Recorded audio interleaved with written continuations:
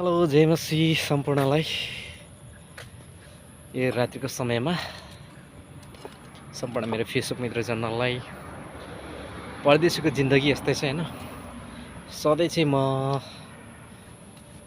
1 बजीतिर फर्किन्थेँ, तर आज भने म 12:30मै फर्किसकेको छु। मान्छेले एक निन्द्रा पुरा बनाइसक्यो होला, हामी भने चाहिँ यस्तै छौँ।